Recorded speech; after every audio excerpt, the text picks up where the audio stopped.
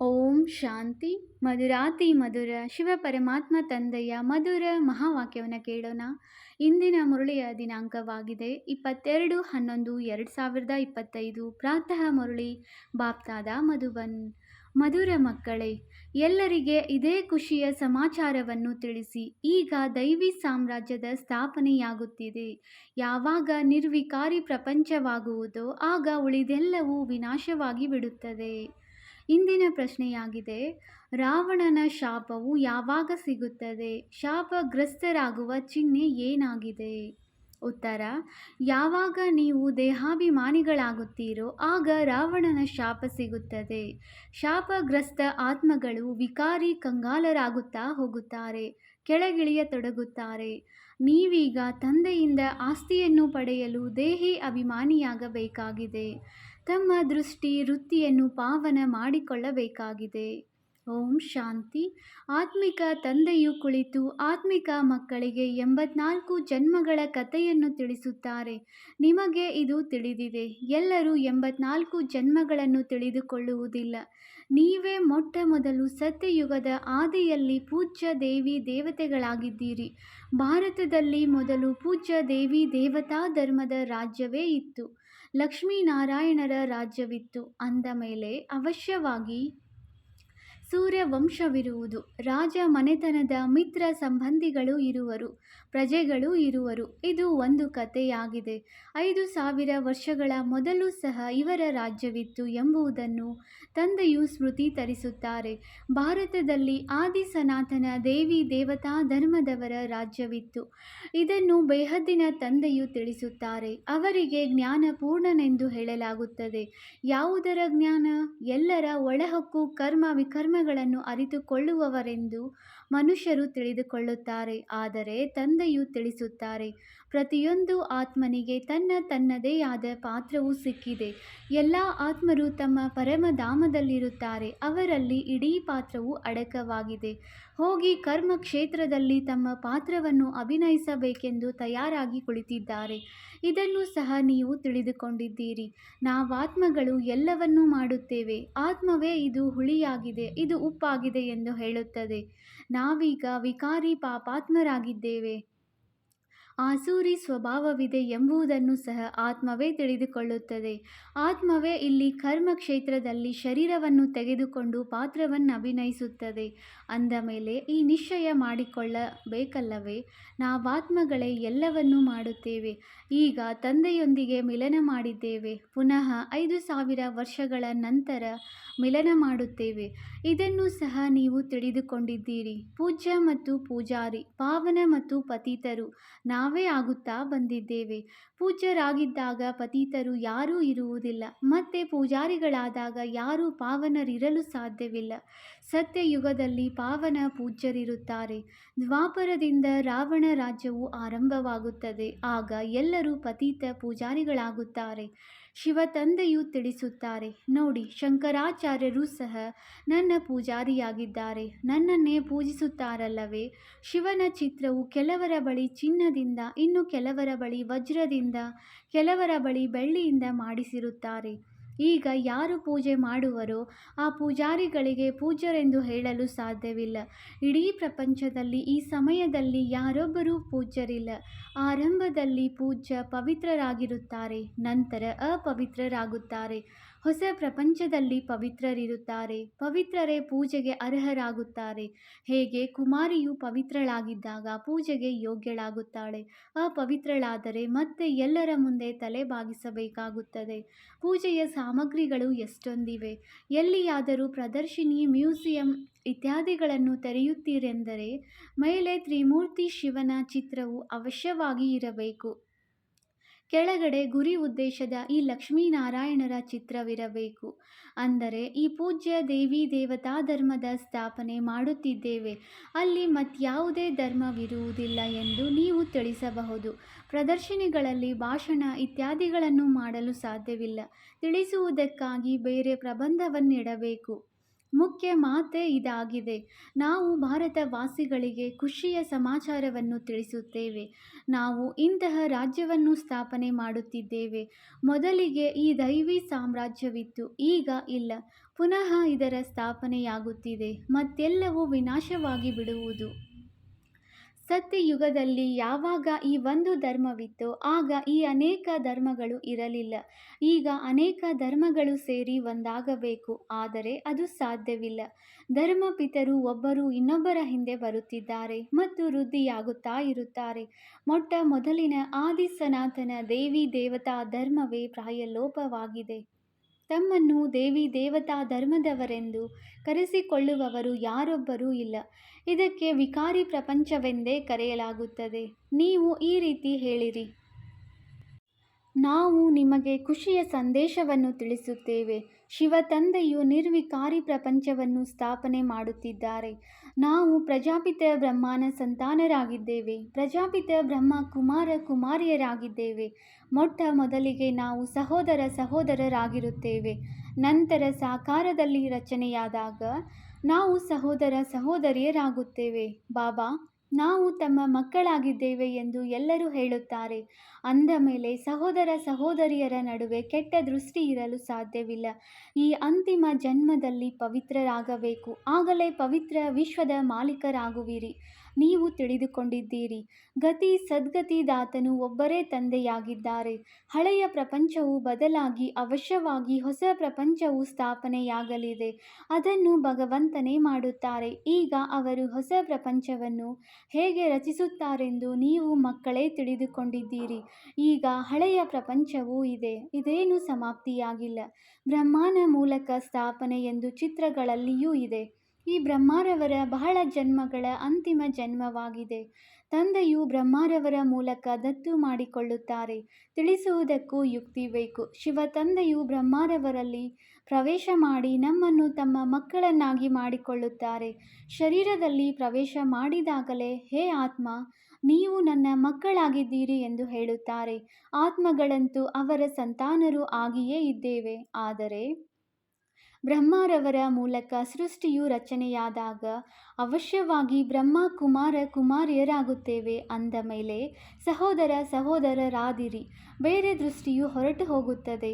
ನಾವು ಶಿವ ತಂದೆಯಿಂದ ಪಾವನರಾಗುವ ಆಸ್ತಿಯನ್ನು ಪಡೆಯುತ್ತೇವೆ. ರಾವಣನಿಂದ ನಮಗೆ ಶಾಪ ಸಿಗುತ್ತದೆ. ನಾವೀಗ ದೇಹಿ ಅಭಿಮಾನಿಗಳಾದರೆ ತಂದೆಯಿಂದ ಆಸ್ತಿಯೂ ಸಿಗುತ್ತದೆ. ದೇಹಾಭಿಮಾನಿಗಳು ಆಗುವುದರಿಂದ ರಾವಣನ ಶಾಪ ಸಿಗುತ್ತದೆ. ಶಾಪ ಸಿಗುವ ಕಾರಣ ಕೆಳಗಿಳಿಯುತ್ತೀರಿ. ಈಗ ಭಾರತವು ಶಾಪಗ್ರಸ್ತವಾಗಿದೆಯಲ್ಲವೇ?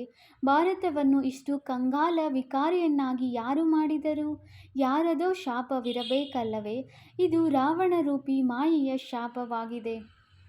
ಪ್ರತಿ ವರ್ಷ ರಾವಣನನ್ನು ಸುಡುತ್ತಾರೆ. ಅಂದ ಮೇಲೆ ರಾವಣನು ಶತ್ರುವಲ್ಲವೇ? ಧರ್ಮದಲ್ಲಿಯೇ ಶಕ್ತಿ ಇರುತ್ತದೆ. ನಾವೀಗ ದೇವತಾ ಧರ್ಮದವರಾಗುತ್ತೇವೆ. ತಂದೆಯು ಹೊಸ ಧರ್ಮದ ಸ್ಥಾಪನೆ ಮಾಡಲು ನಿಮಿತ್ತರಾಗಿದ್ದಾರೆ. ಎಷ್ಟು ಶಕ್ತಿಶಾಲಿ ಧರ್ಮವನ್ನು ಸ್ಥಾಪನೆ ಮಾಡುತ್ತಾರೆ. ನಾವು ತಂದೆಯಿಂದ ಶಕ್ತಿಯನ್ನು ಪಡೆದು ಇಡೀ ವಿಶ್ವದ ಮೇಲೆ ಜಯಗಳಿಸುತ್ತೇವೆ.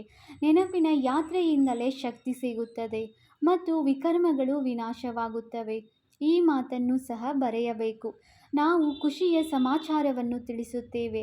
ಈಗ ಈ ಧರ್ಮದ ಸ್ಥಾಪನೆಯಾಗುತ್ತಿದೆ. ಅದಕ್ಕೆ ಹೆವೆನ್ ಅಥವಾ ಸ್ವರ್ಗವೆಂದು ಹೇಳುತ್ತಾರೆ. ಈ ಮಾತುಗಳನ್ನು ದೊಡ್ಡ ದೊಡ್ಡ ಅಕ್ಷರಗಳಲ್ಲಿ ಬರೆಯಿರಿ. ತಂದೆಯು ಸಲಹೆ ನೀಡುತ್ತಾರೆ. ಇದೇ ಎಲ್ಲದಕ್ಕಿಂತ ಮುಖ್ಯ ಮಾತಾಗಿದೆ. ಈಗ ಆದಿ ಸನಾತನ ದೇವಿ ದೇವತಾ ಧರ್ಮದ ಸ್ಥಾಪನೆಯಾಗುತ್ತಿದೆ. ಪ್ರಜಾಪಿತ ಬ್ರಹ್ಮನು ಕುಳಿತಿದ್ದಾರೆ. ನಾವು ಪ್ರಜಾಪಿತ ಬ್ರಹ್ಮ ಕುಮಾರ ಕುಮಾರಿಯರು ಶ್ರೀಮತದಂತೆ ಈ ಕಾರ್ಯ ಮಾಡುತ್ತಿದ್ದೇವೆ. ಬ್ರಹ್ಮನ ಮತವಿಲ್ಲ. ಶ್ರೀಮತವು ಪರಮಪಿತ ಪರಮಾತ್ಮ ಶಿವನ ಮತವಾಗಿದೆ.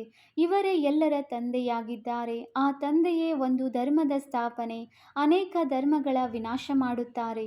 ನಾವು ರಾಜಯೋಗವನ್ನು ಕಲಿತು ಇಂತಹ ಶ್ರೇಷ್ಠರಾಗುತ್ತೇವೆ.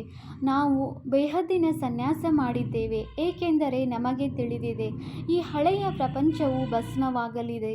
ಹೇಗೆ ಲೌಕಿಕ ತಂದೆಯು ಹೊಸ ಮನೆಯನ್ನು ಕಟ್ಟಿಸಿದರೆ ಹಳೆಯ ಮನೆಯೊಂದಿಗಿನ ಮಮತೆಯು ಕಳೆಯುತ್ತದೆ, ಹಾಗೆಯೇ ಇಲ್ಲಿ ತಂದೆಯು ತಿಳಿಸುತ್ತಾರೆ, ಮಕ್ಕಳೇ, ಈ ಹಳೆಯ ಪ್ರಪಂಚವು ಸಮಾಪ್ತಿಯಾಗಲಿದೆ. ಈಗ ನಿಮಗಾಗಿ ಹೊಸ ಪ್ರಪಂಚವನ್ನು ಸ್ಥಾಪನೆ ಮಾಡುತ್ತಿದ್ದೇನೆ. ನೀವು ಹೊಸ ಪ್ರಪಂಚಕ್ಕಾಗಿ ಓದುತ್ತೀರಿ. ಅನೇಕ ಧರ್ಮಗಳ ವಿನಾಶ, ಒಂದು ಧರ್ಮದ ಸ್ಥಾಪನೆಯು ಸಂಗಮದಲ್ಲಿಯೇ ಆಗುತ್ತದೆ. ಯುದ್ಧವಾಗುವುದು, ಪ್ರಾಕೃತಿಕ ವಿಕೋಪಗಳಾಗುವವು. ಸತ್ಯಯುಗದಲ್ಲಿ ಈ ದೇವಿ ದೇವತೆಗಳ ರಾಜ್ಯವಿದ್ದಾಗ ಮತ್ಯಾವುದೇ ಧರ್ಮವಿರಲಿಲ್ಲ. ಉಳಿದೆಲ್ಲರೂ ಎಲ್ಲಿದ್ದರು? ಈ ಜ್ಞಾನವನ್ನು ಬುದ್ಧಿಯಲ್ಲಿ ಇಟ್ಟುಕೊಳ್ಳಬೇಕಾಗಿದೆ. ಈ ಜ್ಞಾನವನ್ನು ಬುದ್ಧಿಯಲ್ಲಿಟ್ಟುಕೊಂಡು ಬೇರೆ ಕೆಲಸಗಳನ್ನು ಮಾಡುವುದಿಲ್ಲವೆಂದಲ್ಲ. ಪತ್ರಗಳನ್ನು ಬರೆಯುವುದು, ಓದುವುದು, ಮನೆಯ ವಿಚಾರ ಮಾಡುವುದು, ಹೀಗೆ ಎಷ್ಟೊಂದು ಆಲೋಚನೆ ಇರುತ್ತದೆ. ಆದರೂ ಸಹ ತಂದೆಯನ್ನು ನೆನಪು ಮಾಡುತ್ತೇನೆ. ತಂದೆಯನ್ನು ನೆನಪು ಮಾಡದಿದ್ದರೆ ವಿಕರ್ಮಗಳು ಹೇಗೆ ವಿನಾಶವಾಗುತ್ತವೆ? ಈಗ ನೀವು ಮಕ್ಕಳಿಗೆ ಜ್ಞಾನ ಸಿಕ್ಕಿದೆ. ನೀವು ಅರ್ಧಕಲ್ಪಕ್ಕಾಗಿ ಪೂಜ್ಯರಾಗುತ್ತಿದ್ದೀರಿ. ಅರ್ಧಕಲ್ಪ ಪೂಜಾರಿ ತಮೋಪ್ರಧಾನರಾಗುತ್ತೀರಿ. ನಂತರ ಅರ್ಧಕಲ್ಪ ಪೂಜ್ಯ ಆಗಿರುತ್ತೀರಿ. ಆತ್ಮವು ಪರಮಪಿತ ಪರಮಾತ್ಮನೊಂದಿಗೆ ಬುದ್ಧಿಯೋಗವನ್ನು ಇಟ್ಟಾಗಲೇ ಪಾರಸವಾಗುತ್ತದೆ. ನೆನಪು ಮಾಡುತ್ತಾ ಮಾಡುತ್ತಾ ಕಲಿಯುಗದಿಂದ ಸತ್ಯಯುಗದಲ್ಲಿ ಹೋಗುತ್ತದೆ. ಪತಿತ ಪಾವನನೆಂದು ಒಬ್ಬರಿಗೆ ಹೇಳಲಾಗುತ್ತದೆ.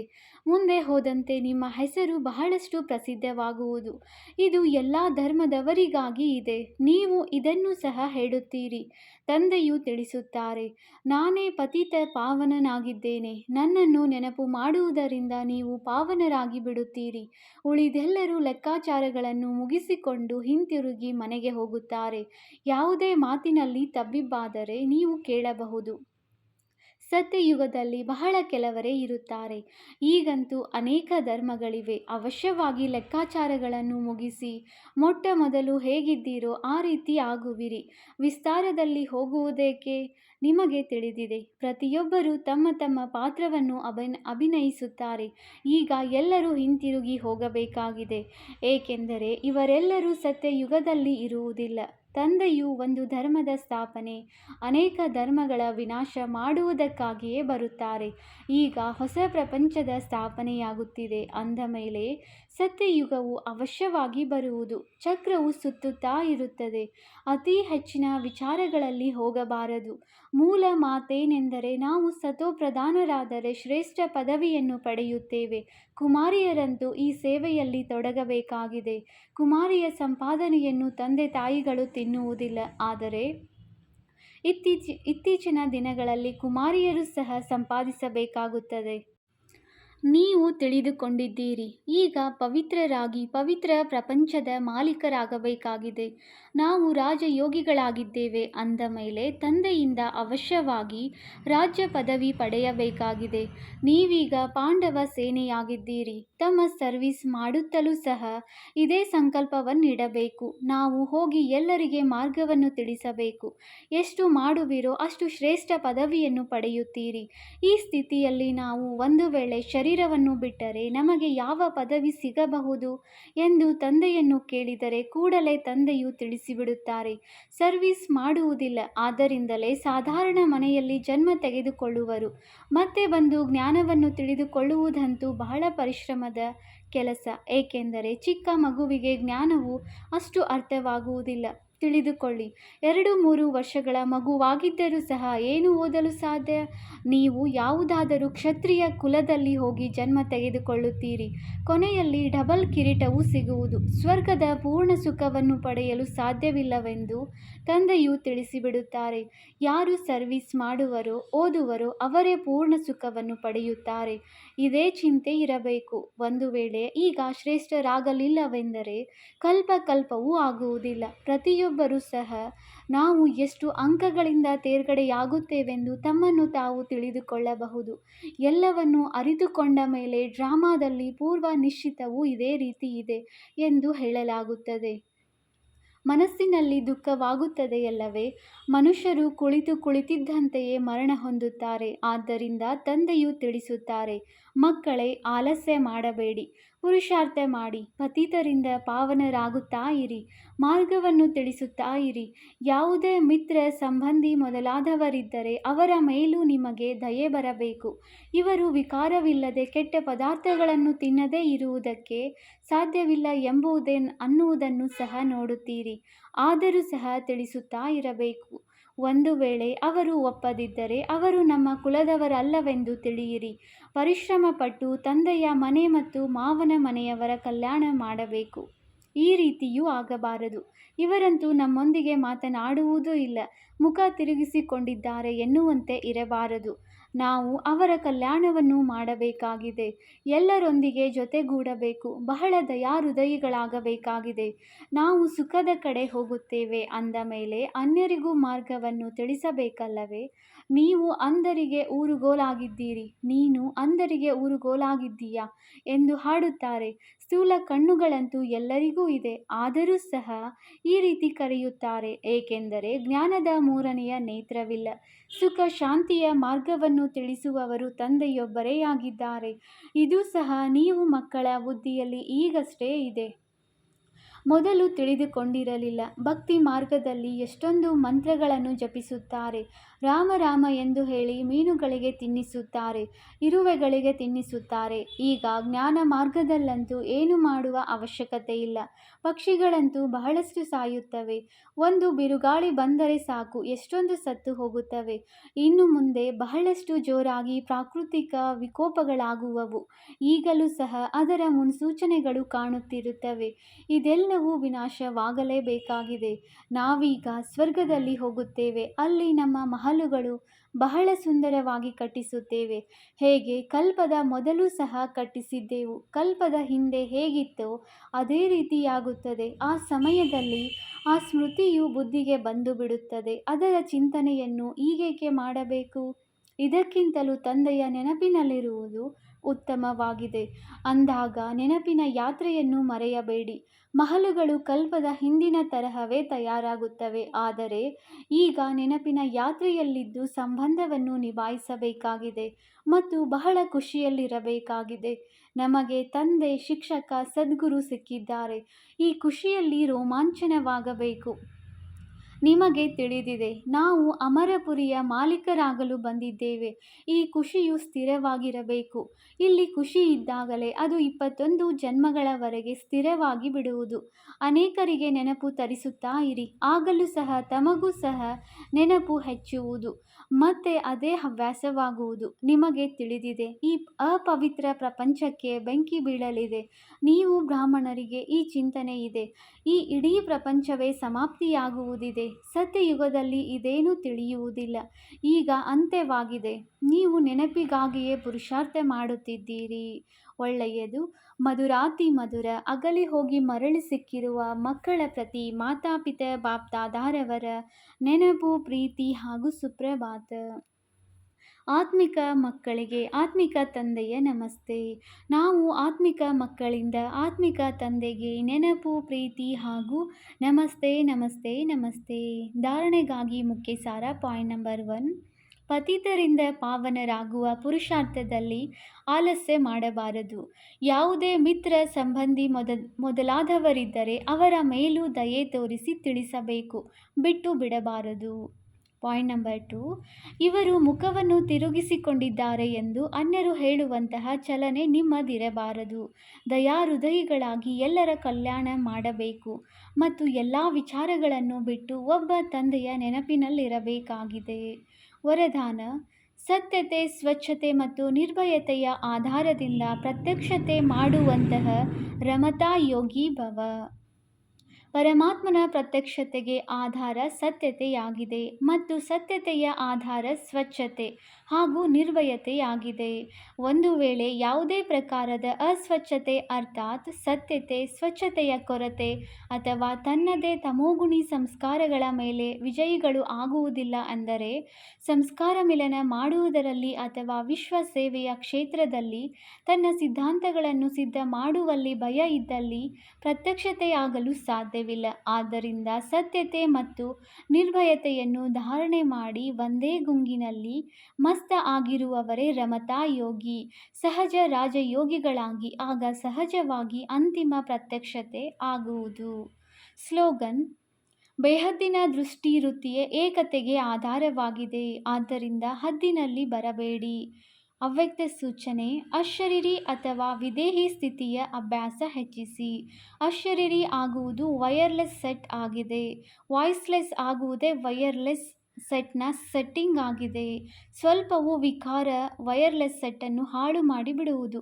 ಆದ್ದರಿಂದ ಈಗ ಕರ್ಮ ಬಂಧನದಿಂದ ಕರ್ಮಯೋಗಿ ಆಗಿ ಅನೇಕ ಬಂಧನಗಳಿಂದ ಮುಕ್ತ ಒಬ್ಬ ತಂದೆಯ ಸಂಬಂಧದಲ್ಲಿ ಇದ್ದೇನೆ ಎಂದುಕೊಂಡರೆ ಸದಾ ಎವರಡಿ ಆಗಿರುವಿರಿ. ಚೆಕ್ ಮಾಡಿಕೊಳ್ಳಿ, ಒಳಗಡೆ ಯಾವುದೇ ವಿಕಾರ ಅಡಗಿಕೊಂಡು ಕುಳಿತಿಲ್ಲವೇ ಎಂದು. ಓಂ ಶಾಂತಿ.